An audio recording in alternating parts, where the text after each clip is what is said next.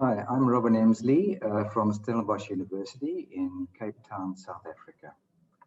And we're going to be interviewing Dr. Inez Myin uh, around the symposium uh, titled Digital Mental Health in Early Intervention for Psychosis. I have three early career awardees who will be doing the questioning, and they are Catherine Stefan Jarotic, and Susan Kiro. So I'm going to ask Catherine to put the first question to Dr. Myin Germeys. Hi, I'm Catherine Damy, and I'm from Northwestern University.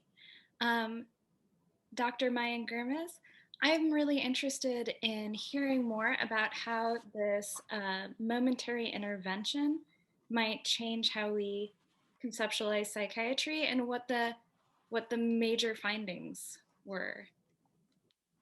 Um, well, thank you very much for having me and for asking these questions, and lovely to meet also the young early career researchers. Looking forward to hearing more also about your work.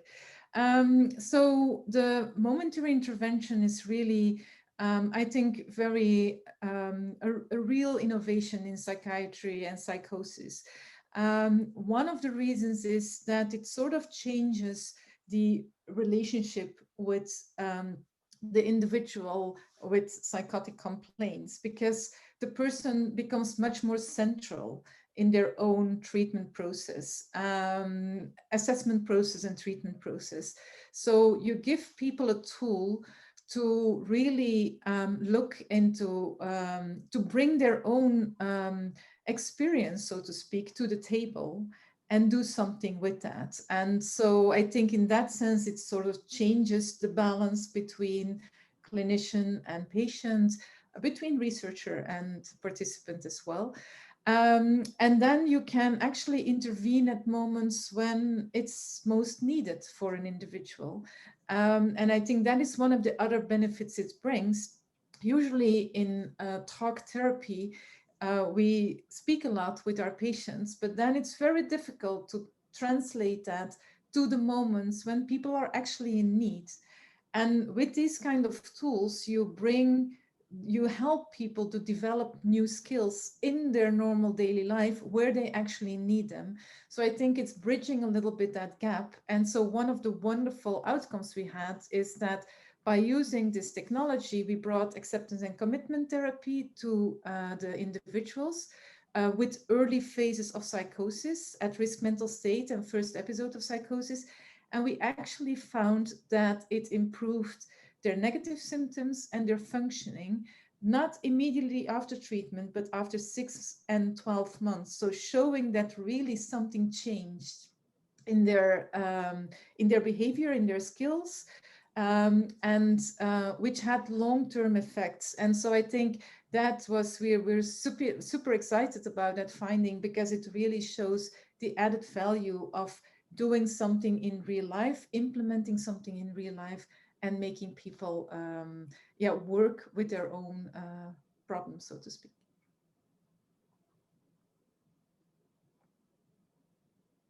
Oh, thank you very much. And Stefan, over to you.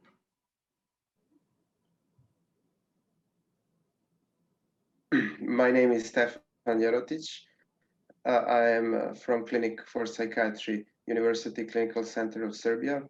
And my question for Dr. Germeys is, do you see this kind of intervention, ecological momentary intervention, as easy or difficult to incorporate into routine practice for early intervention services for psychosis or depression?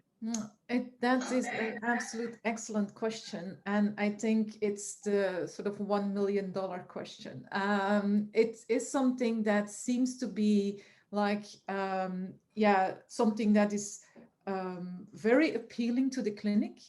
But I have to say that this sort of methods and this sort of developments have been around for a while, and it doesn't really get implemented. So what you see is that there's quite a lot of research, there are some positive effects coming out of it, but then it doesn't and translate into the clinic. So I have to say, well, the question in itself is not a difficult one. It's not easy, apparently. The $1 million question is how to solve that. So I think what we really need is much more implementation research.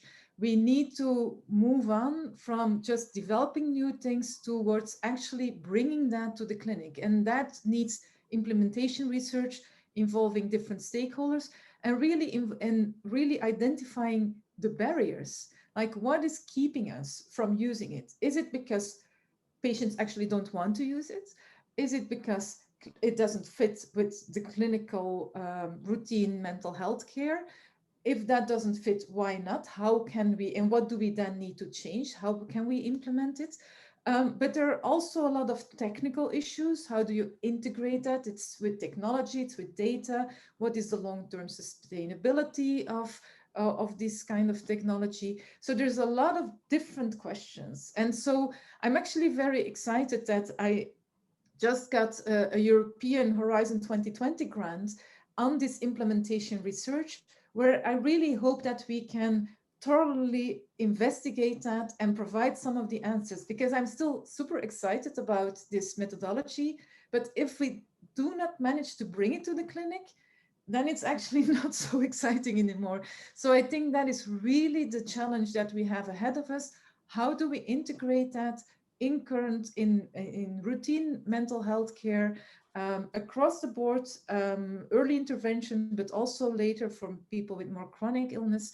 And how do we bring it there? How do we make it feasible, acceptable for users, for clinicians, for healthcare systems? I think that are the real challenges ahead, probably more than developing new interventions. I think we first need to tackle that step, like how do we bring it to the clinic? And then if we manage to do that, we can make the next steps to developing, again, new interventions according to this principle. But this is the step that we need to take now.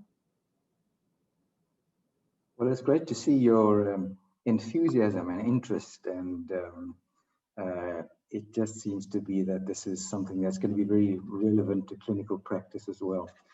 Okay, Susan, could you please pose the next question?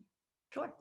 So I'm Susan Kuo. I'm from the Broad Institute of MIT and Harvard, and I just wanted to see about how your research journey led you to this enthusiasm for EMA. Well, that's a good question as well. I think for me, I've been doing this work for 25 years now. And when I started to work on this, there was still a very strong biological focus in psychiatry. And I was very intrigued about the interaction between the person and the environment and the role that had also in bringing about mental health issues. And so using EMA was a tool to look at that. So I started using that, and I found that indeed in individuals with psychosis, you see variation over time.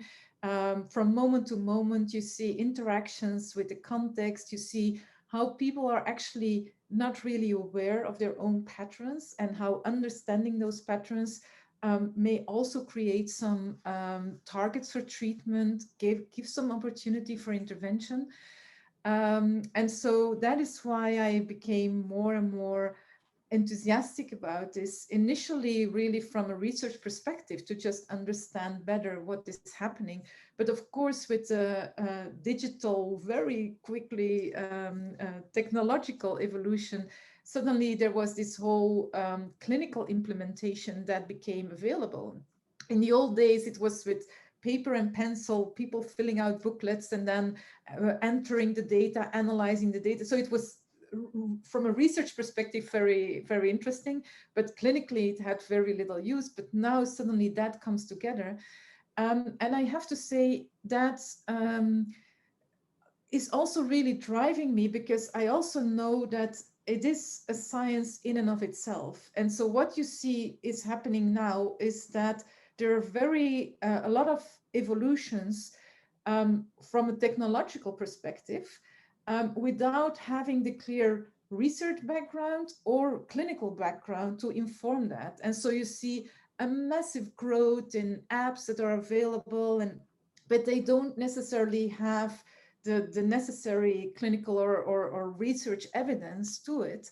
And so I think that makes me even more sort of eager to set a standard of, I think this has an enormous potential, but we have to do it carefully. We have to do it right. We have to provide evidence. We have to understand how to ask questions to people in their normal daily life, how to intervene in the more normal daily life, and also be really thinking about the ethical considerations, the privacy issues, the juridical part of it. Like as a clinician, if someone is doing that, are you obliged to monitor those data all the time?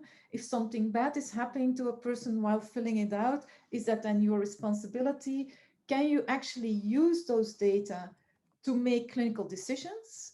Is that a good strategy or not? So I think there's still a lot of questions that we haven't properly answered yet. And so I think that is what we need to do now. There is an enormous potential, but there are also still a lot of questions that we need to tackle before this really can become something mainstream that we use in the clinic. Okay, thank you. So more questions from either Catherine, Stefan, or Susan. Do you have any more questions? Sure, I have a question. So you speak a lot about the variability in daily behaviors, and I'm just wondering, at what level do you consider a change in behavior or a novel behavior something to intervene on?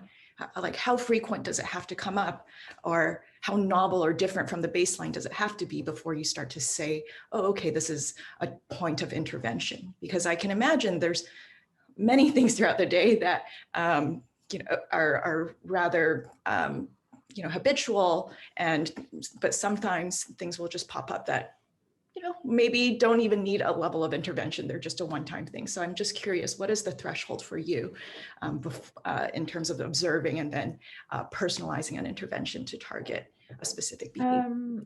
Yes, good question. I think where we're currently at is that you want to make it very personal and individualized. And I think what I'm mainly interested in is pattern of behavior. So it's not probably a one-time thing, but it's sort of starting to see the patterns over time. Like, okay, so it's mainly when you're alone, when your mood is going down, then something else happens. Or it's like, start to understand these patterns. And I'm always saying, like, someone who experiences psychosis is very much like all of us.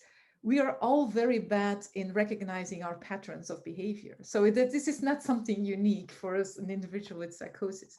But it can be, so looking at this data of that individual person and trying to disentangle, like, what are the patterns here and where could we actually change something?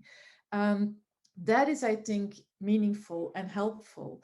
And so that can be, is this in a moment of distress? Is this in a moment where for a number of beeps you have been doing nothing, or you're sort of retracting, or like it is individually different. But I think the strength is in actually having a therapist and a service user look at this data together and make sense of it, and then use that as a starting point.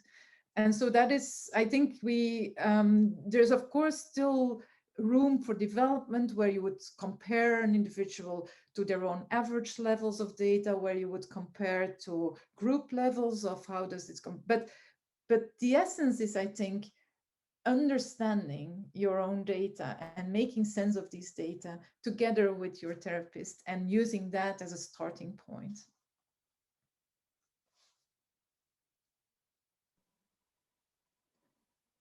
Stefan, would you like to put the next question? Thank you.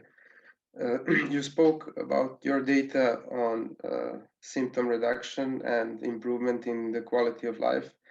Can you tell us what has the data shown regarding the satisfaction of subjects with these kinds of interventions? And did you observe any difficulties in motivation or adherence of these subjects to the intervention? Yes. We indeed also looked at feasibility, we looked at acceptability, and we're still working on the qualitative part of the study. We also had a qualitative part. I have some anecdotal evidence on that, but not a full analysis yet. I think what we learned is that it works for quite a number of people, but definitely not for everybody. And also what we noticed is that it's really important to develop that in close collaboration with users. For example, one of the things that we learned was that the number of times we actually sent them a signal and asked them to do something was too high. The burden was too high. We therefore changed that now. So we are still updating the intervention, making it more acceptable for people to use. In terms of compliance, you could say our compliance is around 50%. That's low, you could say, but compliance is, of course, each contact moment that you potentially could have. So if you actually see how much time people spend on doing these exercises and doing these things in their daily life, that is a couple of times per week. The optimal number would have been double, but still they do it a number of times per week. They practice in their normal daily life, developing these new skills. So the therapy basically is that they have a session with a therapist, and then they go home with an app and they practice in their normal daily life what they've learned in the therapy. And so I think for a number of people, this was really helpful. The reason that the effect also stays and actually over 6 and 12 months is probably related to that, to the fact that people just keep practicing it in the normal daily life circumstances. But for us, it's also really a sign that you need close collaboration, because if you can develop the most beautiful, most perfect intervention, but if no one wants to use it, then it's useless. So it needs to fit with what people expect, what people want to do. And I think we're close to that, but definitely not perfect.